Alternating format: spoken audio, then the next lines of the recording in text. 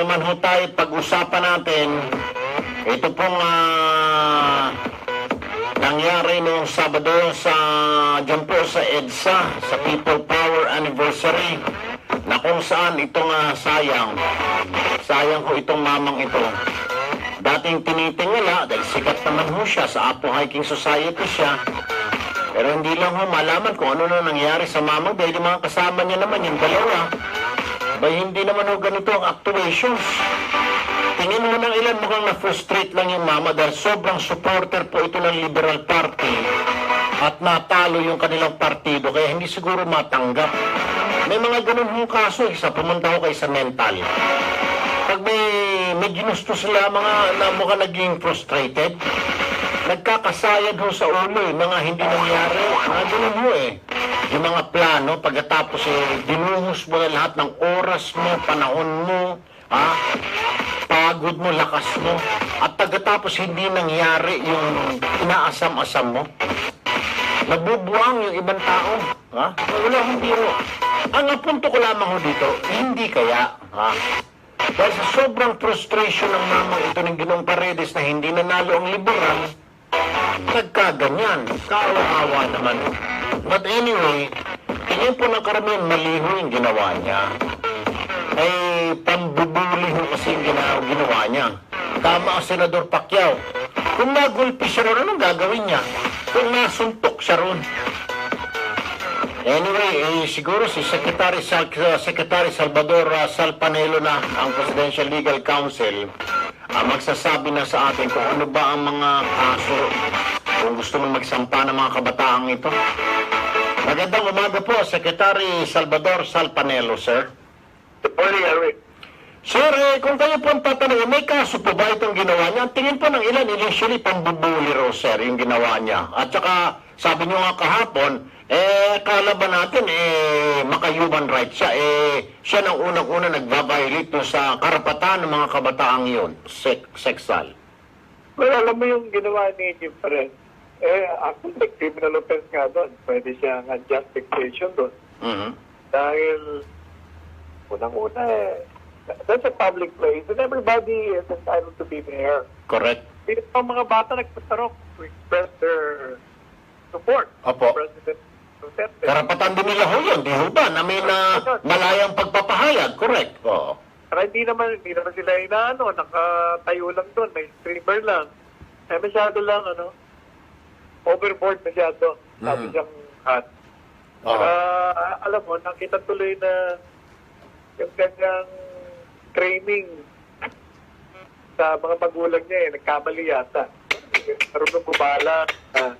Mas disente pa yung mga bata sa kanya. Siyang nakakatanda, siyang may-aral, na dapat nagpakitang halimbawang maganda. Hindi kaya, sir, ang sabi naman ng ilan, at well, my mom is all a senior citizen. Inamin niya na senior citizen siya. Kaya kailangan lang ng pansin. Kasi karamihan po ng mga senior citizens, sir, di ho ba? Pag nalulungkot ho, gusto lumabas ng bahay, they want attention. Medyo hindi na nadalo ng mga anak nila dahil may mga pamilya. Could it be dahil kailangan niya ng attention, Attorney Secretary Salpanelo? Don't you think so? So naman, siguro talagang he was carried by his own emotions. Ang problema kasi sa ating mga Pilipino, masyado tayong emotional. Uh-huh. We cannot think rationally. Pag meron tayong advocacy sa isang bagay, kailangan gagamitin mo rin yung ulo mo, hindi yung puro puso. Uh-huh. Kaya tayo hindi nagkakaintindihan ng Pilipino. We always use our heart, kahit na mali na, sige, basta lang paglaban yung nating paniniwala kahit mali. Dapat rational tayo palagi. Okay. May iba tayo, Secretary Panelo. Yung mga senador nag-react doon sa biro ni Justice Secretary Aguirre na sinusunod natin, sumigaw yung mga tao. Hindi raw dapat gawing biro yun at saka nakakatakot tayo. Anong basa niyo rito, sir? Kailangan ba matakot itong mga mambabatas na ito? Hindi naman. Actually, it's a political rally. So, alam mo naman pag political rally, nandiyan yung mga kantsawa, nandiyan yung nagbibiro lang yun. Kalokohan lang actually, kalokohan lang yung Secretary Aguirre. Wala yun. So, at ang ibig talaga siguro sabihin doon, dahil pinatutupad niya ang batas, sino ang gusto nilang i-prosecute na susunod? Oo. Dahil nag-prosecute lang naman siya. Oo, tama, Base tama. sa ebidensya. Alright. At sinastify naman yung kanyang pag-file ng kaso dahil nag-issue nga ng warrant of arrest yung hukuman. So hindi ibig sabihin hindi niya. There was no political persecution. It's not politically motivated. Alright. So panghuli na lamang, I know na hindi niyo po kaso ito, pero I will just ask for legal opinion. Si Secretary De Lima po at saka yung mga lawyers niya went directly to the Supreme Court para ika nga may grave abuse daw po ang korte, ang Muntinlupa RTC for issuing a warrant on her case when in fact meron pa silang motion, Secretary Sal. Is this correct? I mean, ano hong basa niyo rito? Tama po ba? Hindi po sila tama to. Kasi yung motion to quash can be heard even after the issuance of the warrant of arrest. Ordinaryo yun na dapat nga immediately after meron ng warrant of arrest. It took 3 days. But that motion to quash can still be heard. Yung motion to quash was based on lack of jurisdiction. Even assuming na walang jurisdiction, that can be refiled. Pero paliti sila dun sa jurisdiction kasi the law is very clear. Republic Act 9165 says the lahat ng drug-related case should be filed in the RTC. May circular ng Supreme Court, ganun din ang sinasabi. Moreover, when she was Secretary of Justice, she filed the cases against President Arroyo sa RTC. Ito naman, alam niya yung batas doon. Nakalimutan niya ang batas. Kaya pagdating sa Korte Suprema, sabihin sa kanya Korte Suprema, ba't ka nag-file nun? Mali ka pala. Ngayon, dito ka sa amin. Saka isa pa, the Supreme Court issued a temporary restraining order. Hindi niya sinunod yun. Tapos pupunta siya ngayon sa Korte Suprema. Kung sabihin sa kanya, ba't ka nagpupunta sa amin? Hindi mo naman kami sinusunod. Kami nag-issue nun, PRO. So, ibig sabihin sir, parang bumalik lang sa kanya yung ginawa niya noon kay Gloria Arroyo. That's why sabi ko nga, karma yun. It's a karmic debt that she has to pay. Nako. Anyway, Secretary Salvador Salpanelo, Presidential Legal Counsel. Sir, maraming salamat pong muli. Magandang umaga, mabuhay po kayo. Thank you, Larry. Thank you po. Tama talaga. Karma. Hindi talaga natutulog ang Diyos. Ay, yung mga sinasabi, mga supporters po ni GMA. Yung ginawa niya, wala rin pong proseso eh. Sabihin na natin, mali yung ginawa ni GMA. Alright, sabihin natin, may ebidensya. Pero yung ginawa niya, binaypas niya lahat eh. At sinabi na nga ng Korte Suprema sa kanya, kung naalala po ninyo mga kapatid, no, kailangan mali ka, DOJ. No, hindi. Ay dahil bata siya ni Ngoy-Ngoy, wala na nangyari ngayon. O di bumalik sa kanya yung pinagagawa niya. O di karma. Karma ang tawag doon. Wala nang iba. Gawin mo sa iba para gawin sa'yo. Ay, yung ginawa niya kay GMA, di ba pinakulong niya? May mga may mga si GMA. May mga anong tawag dito, may mga motion pa. Sabihin natin, mali talaga yung mali, may ginawa talagang masama.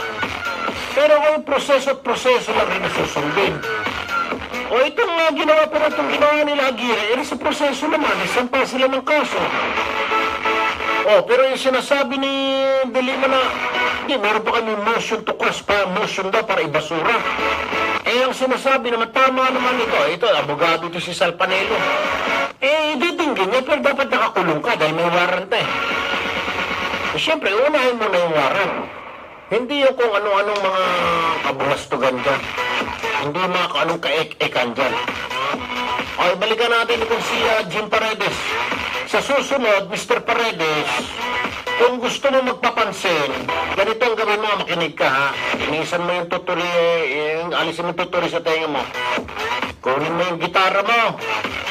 Punta ka dyan sa Luneta, sa Quirino Grandstand. Magtugtog ka dyan, humingi ka lang ng permiso kay Pangulong, kay dating Pangulong Erap, mayor na ngayon. Kuha ka ng speaker.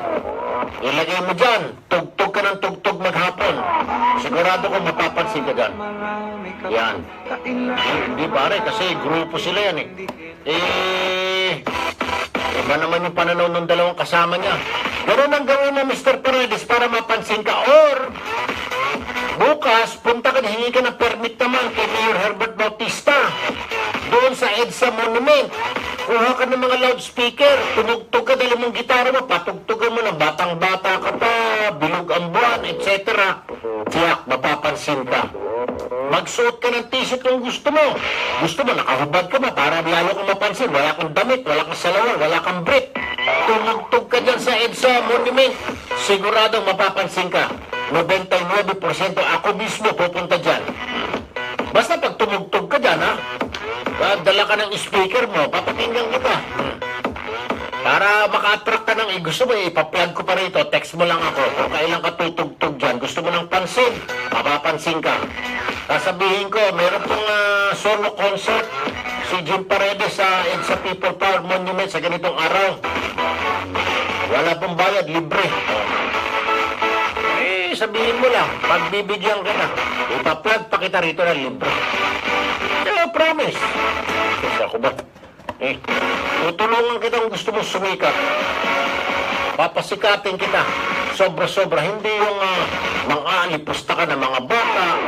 Ako naman yung nag-aalala lang dahil may magulang ako na matanda. Okay? Ayoko na masaktan ka. Sa susunod na gagawin, baka masaksak ka o masuntok ka, tama si Senator Pacquiao. Mas maganda, punta ka dala niya sa People Power Monument ngayon, dala ka ng speaker mo, dala mo electric guitar, tugtog ka ng tugtog dyan.